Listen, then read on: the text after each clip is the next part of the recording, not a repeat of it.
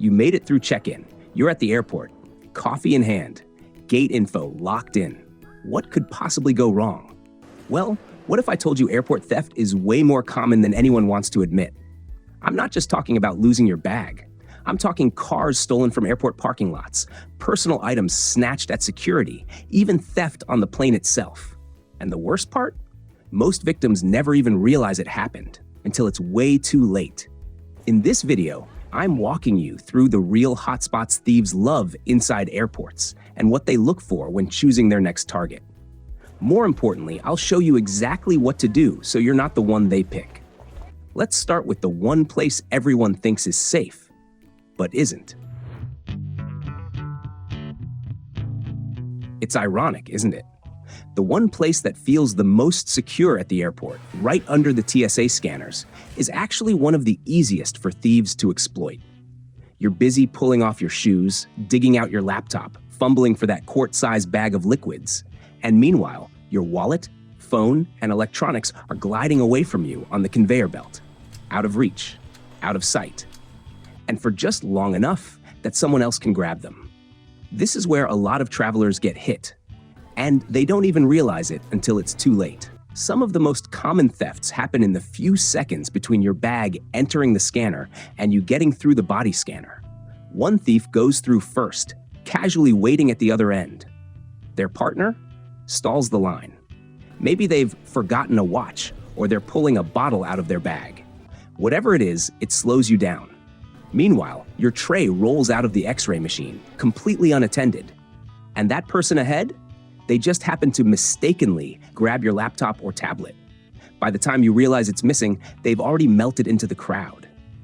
Even worse? Sometimes the people doing the stealing aren't passengers at all. There have been cases, caught on camera, of TSA agents themselves slipping items out of trays while pretending to inspect them. It's rare, but it happens. And when it does, the victim is usually the one left with zero proof. So what can you do? The trick is being intentional, not paranoid. Think about the order you load your items. It's not random. Send your shoes and coat in first, then your carry-on. And only after that, your phone, your laptop, your wallet. That way, your valuables spend the least amount of time unattended on the other side. Here's one trick I've seen work.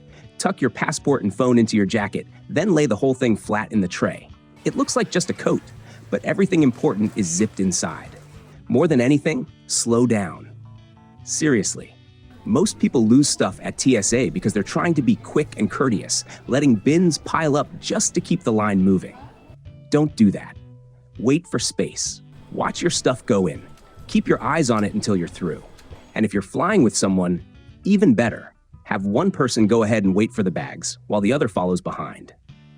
Because in that 10-foot stretch between the scanner and the exit, your belongings are the most vulnerable they'll ever be. And all it takes is one slick move from someone nearby for everything to disappear. You'd think the bathroom is the one place where nothing could happen. But if you're traveling alone, it's one of the most overlooked danger zones inside any airport. The problem? Your bags are either left outside or sitting on the floor while you're literally stuck in place. And the layout doesn't help. Visibility is low. You're juggling zippers and coat hooks in a stall the size of a phone booth. One hand's on the door, the other's on your waistband. You're distracted. Your attention splits, and that's exactly when someone makes a move. I once heard this from a traveler flying out of an airport in Southeast Asia. He stepped into the stall, set a shopping bag on the floor right in front of him, and a minute later, someone reached under the door, grabbed it, and ran. He couldn't chase, couldn't even shout fast enough. Pants down, door locked, gone. That's the part most travelers forget. Bringing your stuff inside doesn't help if you're not physically controlling it. Here's how smart flyers handle it. They stay connected, literally. A backpack strap goes around your leg. A carry-on stands upright behind your feet with your foot through the handle. If someone tries to grab it, they're dragging you, and that's usually enough to stop them. Traveling with a friend? Even better. One person stays with the bags while the other goes in, then switch. Simple, effective, zero risk. What you don't do is ask a stranger to watch your stuff. No matter how nice they seem, if they don't have a badge, your bag doesn't leave your side. And always, always wait until you're past security before using the restroom. Outside the checkpoint, anyone can walk in. Inside, at least you know they've been scanned. You don't need to be paranoid in airport bathrooms. But you do need to assume one thing. If your bag isn't touching you, it's vulnerable. You finally breathe out. Someone else has been holding theirs, waiting for that exact moment. Maybe you're at a cafe near your gate, sandwich in hand, bag dropped under the chair, phone on the table. You're scrolling, sipping, zoned out, and that's when they move. Dining areas are one of the easiest places to get robbed in an airport, not because they're chaotic, but because they feel safe. You're seated, your hands are full, and your stuff, usually behind you or beneath you, just out of reach, and just visible enough. I've watched it happen in real time. A man walks past, accidentally bumps a chair, and 5 seconds later, a tote bag is gone. Or someone drops a jacket over the back of your seat, acting flustered, while their other hand slides your phone off the table. It's silent, smooth. By the time you notice, they're halfway to another terminal. And don't think airport lounges are safer. They're not. If anything, they're better for thieves, because the people inside let their guard down even more. I once saw a woman walk into a business lounge, leave her backpack on a chair while she went to grab a muffin. 10 minutes later, gone. No scene, no alarm, just a clean exit by someone who looked like he belonged there. Collared shirt, carry-on, headphones around his neck. You'd never suspect he wasn't flying. So how do you protect yourself without acting paranoid? Stay tethered. Your bag goes between your feet or on your lap. 1 foot through the strap. Your phone stays in hand or out of sight. And if you're flying solo and need to step away, yes, even for a napkin, take your stuff with you. Because the moment you think it's fine, I'll only be gone for a second, someone else is thinking, perfect, that's all I need. Theft doesn't happen while you're running through the terminal. It happens when you stop, sit, relax, look like you've stopped paying attention. And at that point, it doesn't matter if you're in row 43 or sipping espresso in a first-class lounge. To a thief who knows what they're doing, you're still just another unlocked target in a $300 airport outfit. It seems harmless enough. Your phone's dying, and the airport conveniently has USB ports built into every seat. Free power, no fuss. You plug in and zone out. But here's the catch. Some of those USB ports might be doing more than charging. Most people don't realize that a USB cable doesn't just deliver power. It also transfers data, and if a port's been tampered with, something that does happen, it could silently access or corrupt your device the moment you plug in. In fact, LAX once issued a public warning, urging passengers not to use public USB charging stations due to potential malware threats. That kind of alert doesn't get posted unless there's a real concern. It's unlikely, but it's real and completely avoidable. That's why seasoned travelers don't take the risk. They carry a wall plug and use an old-school electrical outlet. Or better yet, they bring their own power bank. No mystery ports, no sketchy cables. But even if you dodge the digital trap, there's still the classic mistake, walking away. I've seen it a dozen times. Someone plugs in their phone at a charging pillar, sets it down, and steps away to grab a muffin or stretch their legs. By the time they turn back, the phone's gone, and so is everything inside it.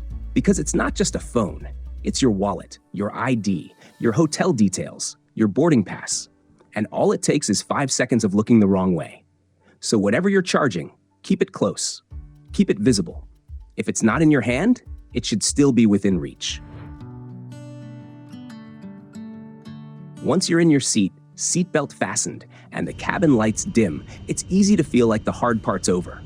You've made it through check-in, security, and the scramble for overhead bin space. Now, it's just cruise mode. But here's the part most travelers never see coming. Theft doesn't stop once you're on the plane. In fact, for some thieves, this is where they get to work. It usually happens during long-haul or red-eye flights. The cabin is dark. Most people are asleep or half watching a movie. You've tucked your personal bag under the seat, leaned your seat back, and drifted off. That's when someone nearby quietly reaches down, opens a zipper, and slides something out. Sometimes it's the passenger sitting right next to you. Sometimes it's the one seated a few rows up, pretending to stretch while scanning the cabin. And when it happens in flight, you probably won't notice until you're halfway to baggage claim, wondering where your wallet went. The underseat bag feels like the safest place because it's right in front of you. But it's also completely exposed. If you're asleep, your earbuds are in, and your jacket's draped over your eyes. Your attention's gone, and your bag is one unzip away from being picked clean. It gets worse with overhead bins. Thieves who know what they're doing don't wait until landing. They get up mid-flight, when everyone else is distracted, and open the bins like they're grabbing a jacket. They look for bags that are slightly open or easily unzipped. Maybe it's yours. Maybe it's someone else's. They take what they want, zip it back up, and sit down like nothing happened. By the time you land, the bag's still there, just lighter. So what can you do? Think of your valuables the way you'd think of your passport. They don't leave your body.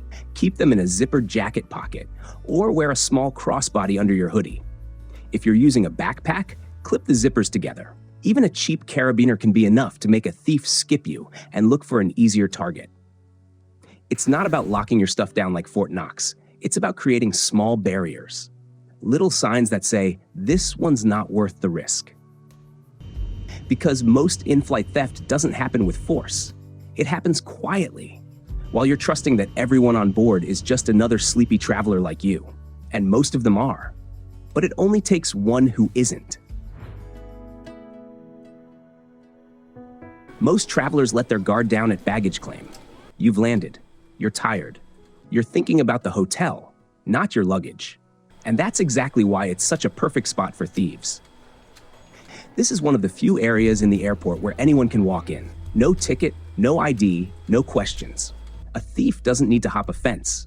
They just walk up to the carousel, grab a bag, and stroll out like everyone else. No alarms. No one stops them. I once watched someone grab the wrong black suitcase and just walk off. Not in a rush. Not sneaking. Just casual. And the wild part? Nobody questioned it. Not even the guy standing next to it. And if your suitcase looks like 100 others, even easier. That's why timing matters. The sooner you get to the carousel, the less time your bag spins unattended. Grab it fast and get moving. And make it stand out. Bright tag, tape, anything that says not generic, not worth the risk. Because at baggage claim, theft isn't some dramatic snatch and run. It's quiet, casual, and if you're not watching, it's gone before you even know it. The area just outside the terminal, where you get picked up or dropped off, might feel like you've left the chaos behind. But out here, you're more exposed than ever. This is where people get distracted. You're juggling your phone and bags, trying to spot your ride while dodging the honking behind you. And that's exactly when thieves move in. Some pose as helpful strangers, offering to carry your bag or pretending to be your driver. Others simply blend into the crowd, watching for that one moment when your focus slips. There have been cases where thieves wore reflective vests or carried clipboards to look official. One even posed as an airport porter, grabbed a suitcase, and walked straight to the parking garage, never to be seen again. The traveler thought he worked for the airport. So did everyone around him. All it takes is 5 seconds. A bag left on the curb, a purse dangling off your suitcase, a phone sitting loose while you load the trunk. The move is simple. Stay alert. Don't hand your bag to anyone you didn't ask for. Keep your belongings zipped and in hand until you're in the car. And if someone offers help you didn't request, politely decline and keep moving. You park your car, lock it, grab your luggage, and head into the terminal, thinking it'll be right there when you return. But airport parking lots are a magnet for car thieves. Vehicles sit unattended for days, sometimes weeks. And to a seasoned thief, that's a jackpot. They're not just after luxury SUVs. Everyday models like Civics and Camrys get targeted too because they're easy to resell or strip for parts. Some thieves use signal boosters to clone your key fob. Others pop the hood and disable the alarm in seconds. Even secure garages don't guarantee anything. Cameras might catch a blurry outline. Alarms? Most people tune them out, and thieves know it. So how do you stop them? Make your car look like work. Park near entrances, use a steering wheel lock, hide everything, especially garage openers or mail with your home address. And here's a trick few travelers think of. Pop the hood and disconnect the battery. Sounds extreme? Maybe, but it works. If a thief breaks in and the car won't start, they'll likely assume the battery's dead and move on. It also protects against battery drain while you're gone. It's simple, low-tech, and just inconvenient enough to make your car the one they skip. Most people think of luggage tags as harmless, just a way to make sure your bag finds you if it gets lost. But for some thieves, that little tag is a window into something much bigger: your empty house. Picture it. Your suitcase is sitting at check-in or circling the carousel with your full name and home address clearly visible.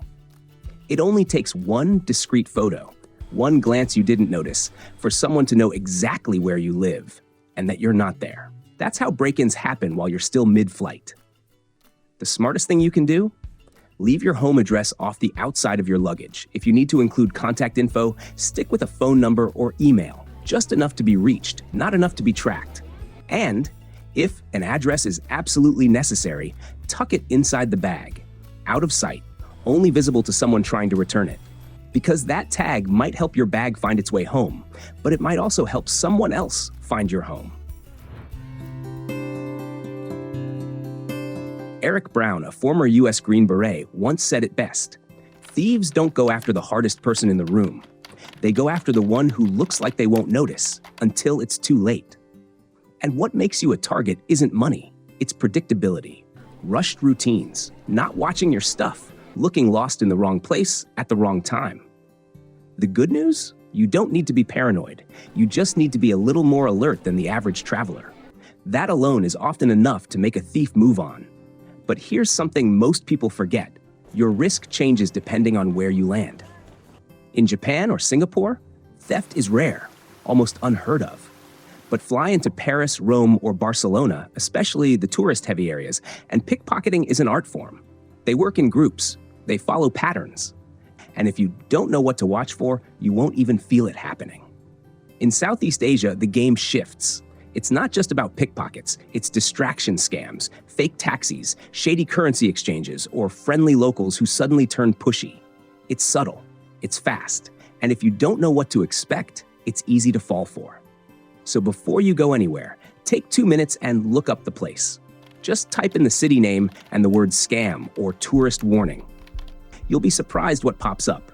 Watch a quick video, skim a forum, learn what's normal there, so you'll know when something feels off. Because every city has its own rules. And the smarter you are about them, the less likely you'll end up as someone else's easy payday. In the next video, linked on screen and in the description, I'll break down the latest airport scams making the rounds this year. From fake Wi-Fi to friendly helpers who aren't helping at all, you'll learn how to spot the tricks before they spot you. And if this video helped you think twice in the best way, hit like, share it with someone flying soon, and subscribe for more real-world travel tips that keep you a step ahead. Stay sharp, stay safe, and I'll see you in the next one.